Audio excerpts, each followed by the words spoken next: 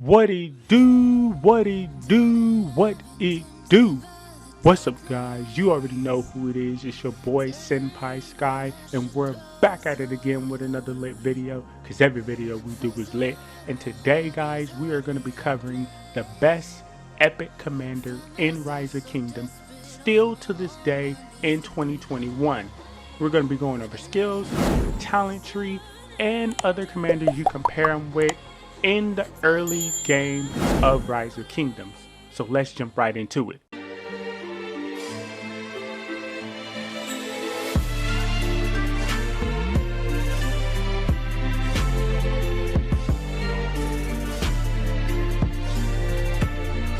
Alright guys, so we're still in the early game of this kingdom. Basically, a lot of people in this kingdom have not expertised out their first commander, and a lot of people are still figuring out who they should expertise out.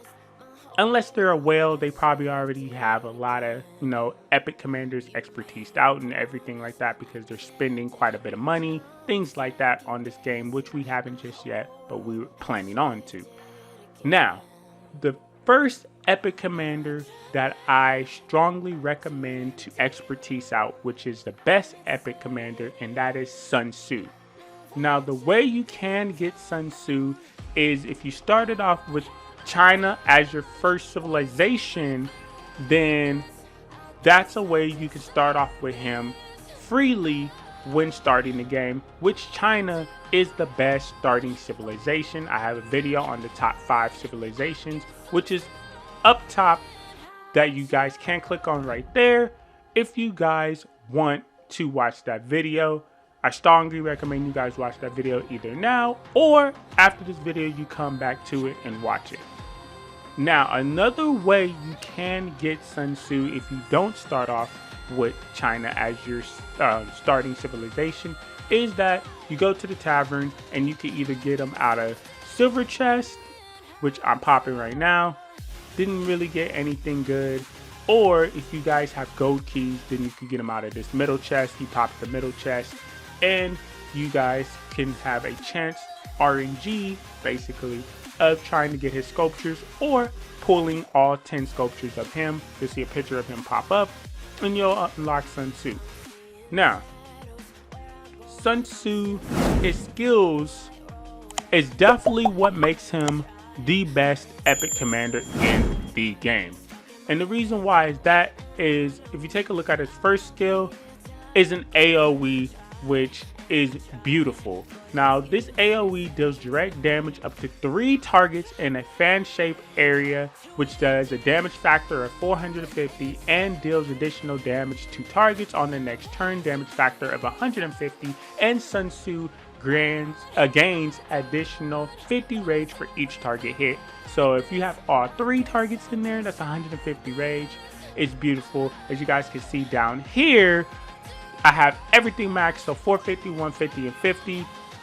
And the next skill, which is another reason why he's the best epic commander in the game, is that he's the best early game garrison commander to defend your base when you put him at primary. And this second skill is a passive skill. While this commander is leading the garrison of your own city, garrison troops take 7% less damage. And that is very, very nice when you have a commander like him defending your city. So not only does he generate rage, which I call him the rage generator, he also reduces damage to your troops for your base when you're trying to defend against other attackers. Now, his third skill, which is a passive skill, which is a beautiful thing and one of the best skills that he has as well. Pretty much almost all his skills are very, very good. But this one right here, definitely if you're an infantry main, you're gonna definitely want Sun Tzu, as your primary commander starting off, because troops led by this commander take 10% less damage, which is gonna make your troops freaking tanky, and infantry units gain 10% increased health. Now, the reason why that health is so important is that when you're making blacksmithing gear, which is like the stuff over here, you're shooting for health and defense. So that's what you're shooting for when you're actually trying to basically, you know, see, I got 17% health. That's the highest stat on here, is that 17.5 health. That's what you want to shoot for. Also, you want to shoot for defense if you cannot get the health like that. But you definitely want to shoot for those two when you're having a infantry main commander. Now, I'm going to jump into that fourth skill here, which is probably the best skill right here, which is a passive skill. Troops led by this commander deals 15% increased damage. That's because I don't have it max, but when it's max, it's 20% increased damage. And that mess is beautiful. I mean, when you have him out there leading the pack, your troops are nuking.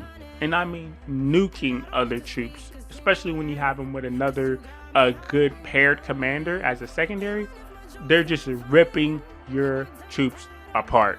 So this is the reason why he's very, very good and the best. And also, when you expertise him, without expertise, you guys, we already read it, but when it's expertise, it enhances your first skill, which is Art of War, and direct damage now goes from 3 targets to 5 targets in a fan shape area, and it shoots up from 450 damage factor to 800 damage factor, and deals an additional damage on the next turn, and that shoots up from 150 to 200, and he still gains 50 rage for each target hit by this skill.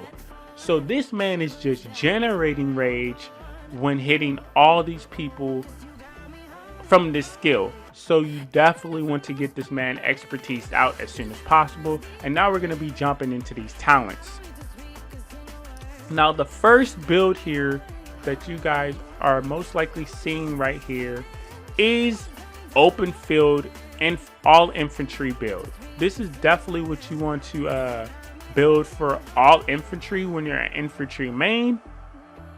You want to go for, you want to go for rejuvenate first. You always want to go for rejuvenate first. The reason why is once you use a skill. So if he uses that first skill and he gets back the 50 rage for each target hit, now after you use that skill, you're getting another 60 rage whenever you use a skill. So that skill goes off, you get the 50 for how many ever targets you hit, for each target each hit, and then you're getting 60 on top of that. So man, this man is just getting rage like it's crazy to be using these skills like that.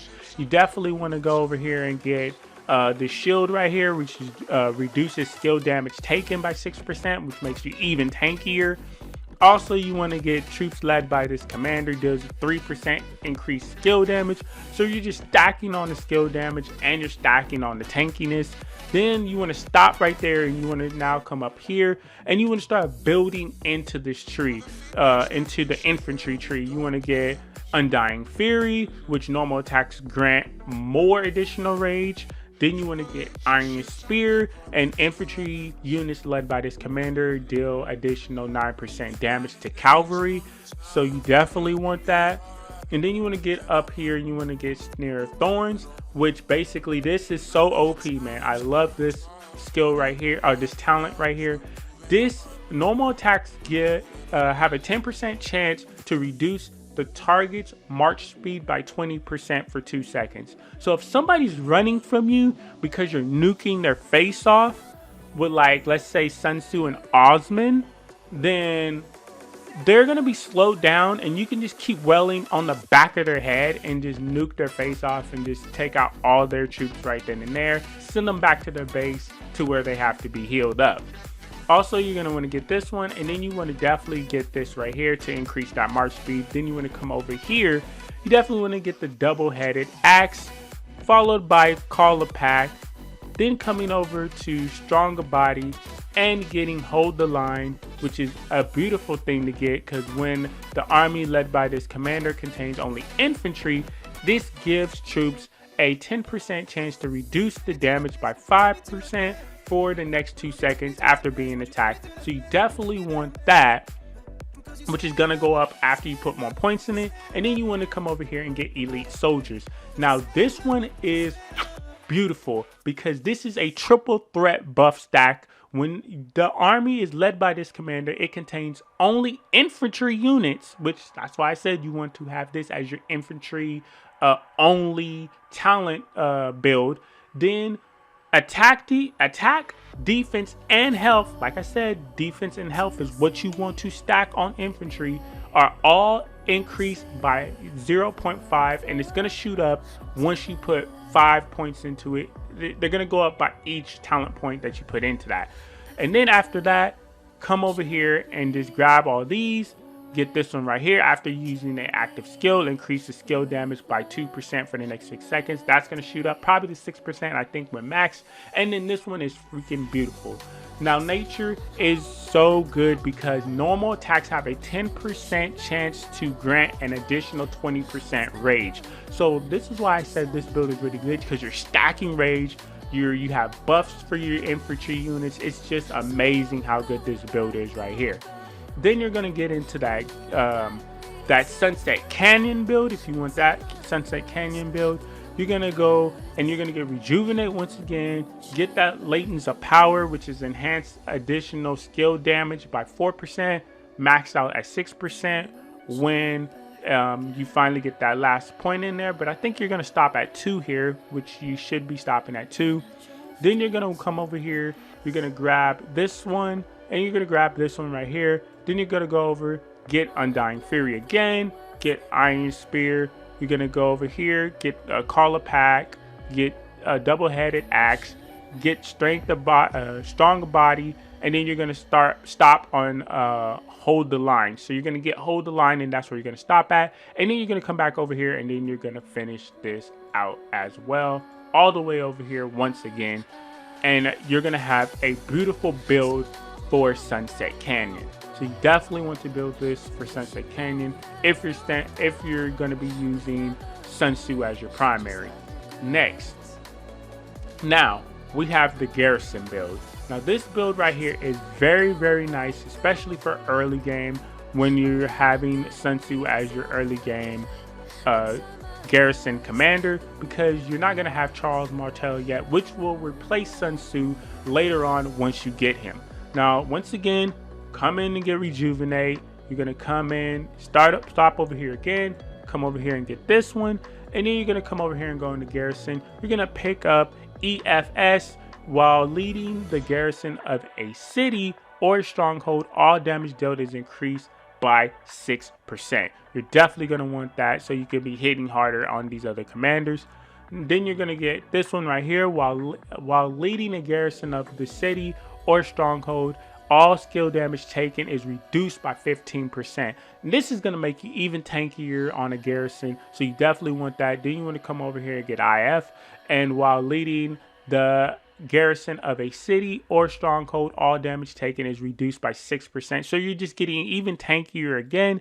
Then you're going to come in here and get Nowhere to Turn, and when this commander is serving as your garrison commander, grants an additional 6 rage every time your city is attacked. So like I said, he's just going to keep getting tankier. You want him to get tankier, dishing out that damage and regenerating that rage. So that's what you want to keep doing with a commander like Sun Tzu. You're going to come over here, up here, pick up Iron Spear. You're going to pick up Undying Fury. You're going to pick up Double-Headed Axe, then pick up Call of the Pack, and then come down here and finish the rest of this out. Don't ever pick up on any build. Do not, and I repeat, do not pick up Naked Rage. The reason why I say that is because yes, you're increasing your skill damage, but then now you're going to be taking increased skill damage. So even though you're going to be dishing that damage out even harder, you're going to be taking that damage even more. And if they have a Sun Tzu on their side, now you're going to be getting hit harder as well. So you definitely don't want to be getting that skill at all. So now we're going to be jumping into what order of the skills that you want to get, that you want to level up for Sun Tzu. A few moments later. Alright, we're back, guys. Had to get me something to drink real quick. Was talking a gang right there. But so we're basically gonna be going over which order of the skills you want to max out and go with first. So basically, you want to start off with this first skill, max it completely before you even think about starting him up. And then after you max the first skill, you take him all the way to 4 stars and you pray to the RNG gods.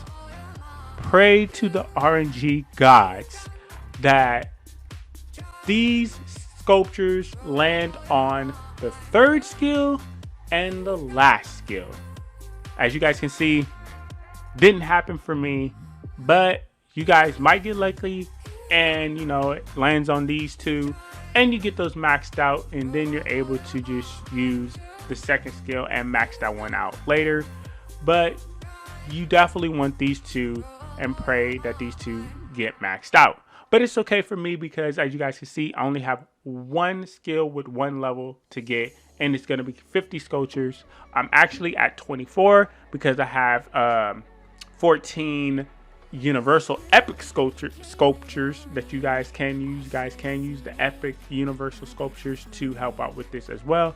So basically, I'm at 24. I got 9 of his and 14 of that. So we're making good progress. Now, as you guys can see, those are the skills and the orders that you guys want to basically put them up. Now, people you want to be able to pair him out there with in the open field or in Sunset Canyon, things like that. You have BJ Ironside, a beautiful person to pair him up with. You would have BJ as your primary, Sun Tzu as the secondary, and you're going to be nuking, guys. You're just going to be out there nuking. You definitely can have, Richard as that first primary, and then Sun Tzu as that secondary. And you're going to be, again, you're going to be tanky and dishing out some damage there. Now, you could have Ethelflet and Sun Tzu, and you know what I'm saying? The only downfall about this, having Ethelflet and Sun Tzu, is that if you have Ethelflet as your primary, people are going to be out there targeting her first because of her debuff that she does to everybody out there on that field. When she hits them with that skill, it's pretty bad when she hits you with that debuff. So beware, people might target you out there like that. You can also have him with Osman. Oh my goodness, Osman with Sun Tzu. Doesn't matter which one's the primary or whatnot, but oh my goodness, these 2 nuke. I haven't got Osman completely, I'm getting sculptures with him like here and there, but I really want to get a lot of his sculptures so I can max him out and start using him. But he is very, very nice to use. You can, if you get Julius Caesar, which is down here, you can run him with Julius Caesar.